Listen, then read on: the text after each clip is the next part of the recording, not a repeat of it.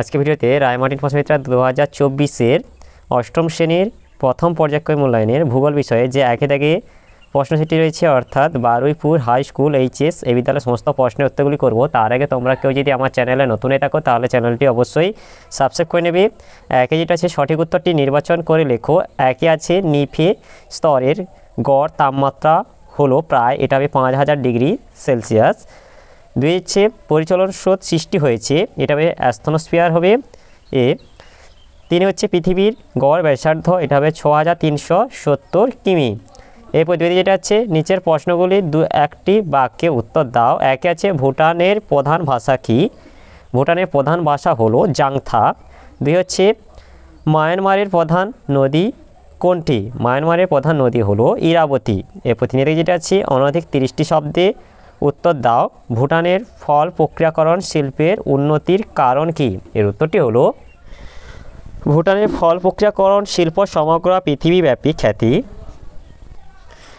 লাভ করেছে। ভুটানের ফল প্রক্রিয়াকরণ শিল্পে উন্নতির কারণগুলি হলো একে হচ্ছে অনুকূল জলবায়ু, উচ্চ পার্বত্য অঞ্চলে অবস্থানের জন্য ভুটানে উষ্ণ নাতিশীতোষ্ণ জলবায়ু পরিলক্ষিত হয় যা বিভিন্ন ফল উৎপাদনের জন্য অনুকূল এবং শীতল আবহাওয়ার জন্য ফলে সহজে পচন ধরে না যা ফল সংরক্ষণের পক্ষে বিশেষ উপযোগী। দুই যেটা হচ্ছে ফল উৎপাদন, অনুকূল জলবায়ুর কারণে ভুটানে প্রচুর পরিমাণে ফল যেমন আপেল, কমলালেবু, আনারস প্রভৃতি উৎপাদন হয়। ভুটানের পারো উপত্যকায় দেশের সর্বাধিক ফল উৎপাদিত হয়। এরপর তিনি যেটা হচ্ছে কৃষিকাজের অভাব, বন্ধুর ভূপ্রকৃতি অনুর্বর মৃত্তিকার কারণে কৃষিযোগ্য জমির পরিমাণ কম, প্রায় 10%-এরও কম জমিতে কৃষিকাজ হয়, তাই এই শিল্পে মানুষের ঝোঁক বৃদ্ধি পাচ্ছে। চারিটা হচ্ছে অন্যান্য শিল্পের অভাব, বন্ধুর ভূপ্রকৃতি অনুন্নত প্রযুক্তি, লোকবলের অভাব প্রভৃতি কারণে অন্যান্য বৃহদায়তন শিল্প এখানে সেভাবে গড়ে ওঠেনি যার ফলে প্রক্রিয়াকরণ শিল্পের গুরুত্ব বৃদ্ধি পাচ্ছে। পাঁচই হচ্ছে পরিকাঠামোগত উন্নয়ন, বিভিন্ন ফল ও ফলজাত দ্রব্য সতেজ রাখার জন্য হিমঘর নির্মাণ করা হয়েছে যেমন ভুটানের ফুন্টসোলিং ও খামচি ফল সংরক্ষণ কেন্দ্র।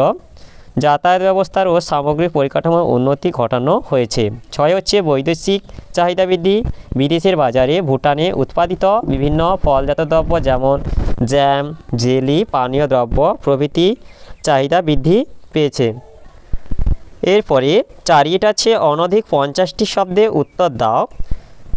ক্যালডেরা ও জ্বালামুখের মধ্যে পার্থক্য নিরূপণ করো। এর উত্তরটি হলো জ্বালামুখ আগ্নেয়গিরি বা আগ্নেয় পর্বতের চূড়ায় যে মুখ বা গহ্বর থাকে যার মধ্যে দিয়ে অগ্নুৎপাত সহ লাভা, গ্যাস, ছাই ইত্যাদি বাইরে বেরিয়ে আসে তাকে জ্বালামুখ বলে। জ্বালামুখের ব্যাস কয়েক মিটার থেকে কয়েক কিলোমিটার হতে পারে। একটি আগ্নেয়গিরিতে কখনো কখনো একাধিক জ্বালামুখ থাকে আর বিশাল আকৃতি জ্বালামুখকে ক্যালডেরা বলা হয়। জ্বালামুখের গর্ত বসে গিয়ে বা প্রচণ্ড অগ্নুৎপাতের ফলে আগেকার শঙ্কুটি বিস্ফোরণের ফলে উড়ে গিয়ে জ্বালামুখ বৃহদাকার ধারণ করলে ক্যালডেরা সৃষ্টি হয়। এরপরে পাঁচের দাগে যেটা আছে অনধিক 80টি শব্দে উত্তর দাও। পাললিক শিলা বলতে কী বোঝো? এর শ্রেণীবিভাগ আলোচনা করো। এর উত্তরটি হলো পাললিক শিলা ইংরেজি প্রতিশব্দ সেডিমেন্টারি রক যা ল্যাটিন শব্দ সেডিমেন্টাম থেকে এসেছে যার অর্থ হলো অধঃক্ষেপণ। পাললিক শিলা কথাটি এসেছে পলি বা পল্লল থেকে।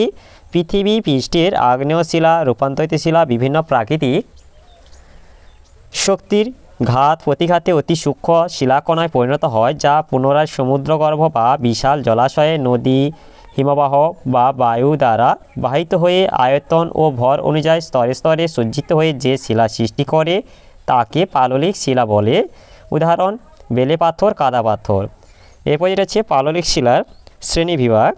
পললের গঠন অনুসারে একে হচ্ছে যান্ত্রিক উপায় সৃষ্ট পাললিক শিলা, বিভিন্ন প্রাকৃতিক শক্তির ঘাত প্রতিঘাতে ভূপৃষ্ঠের শিলাসমূহ চূর্ণ বিচূর্ণ হয়ে কোনো প্রাকৃতিক শক্তির দ্বারা পরিবাহিত হয়ে কোনো অবনমিত অঞ্চলে স্তরে স্তরে সঞ্চিত ও কঠিন হয়ে যে শিলা সৃষ্টি করে তাকে যান্ত্রিক উপায়ে সৃষ্ট পাললিক শিলা বলে।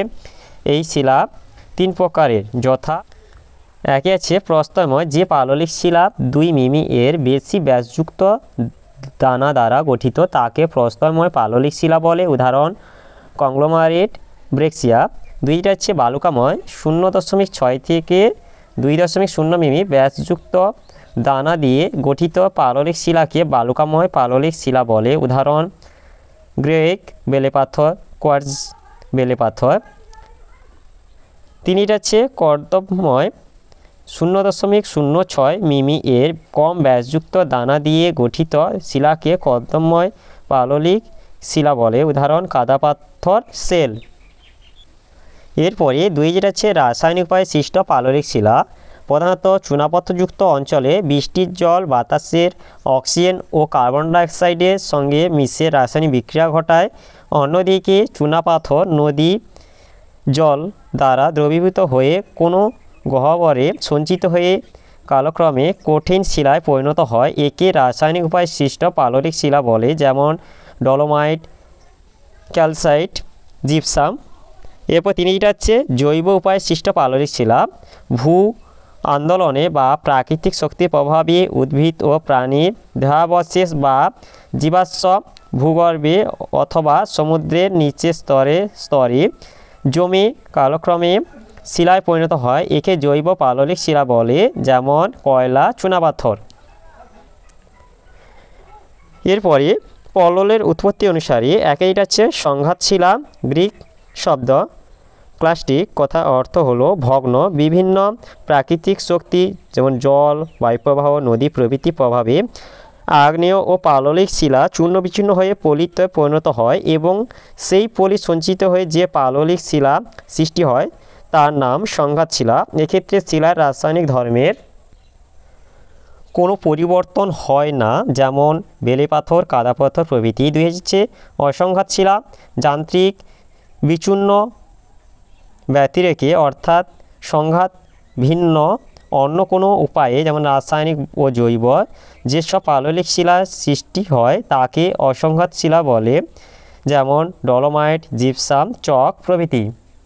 তাহলে আজকের ভিডিওতে আমরা 8ম শ্রেণীর ভূগোল বিষয়ে যাকে দাগিয়ে বারুইপুর হাই স্কুল এইচএস এই বিদ্যালয়ের সমস্ত প্রশ্নের উত্তরগুলি শেষ করলাম। আর তোমরা কেউ যদি আমার চ্যানেলটা এখনও সাবস্ক্রাইব করে রাখোনি তাহলে চ্যানেলটা অবশ্যই সাবস্ক্রাইব করে নেবে। ভিডিওটি ভালো লাগলে ভিডিওটিকে লাইক, কমেন্ট ও শেয়ার করতে ভুলবে না।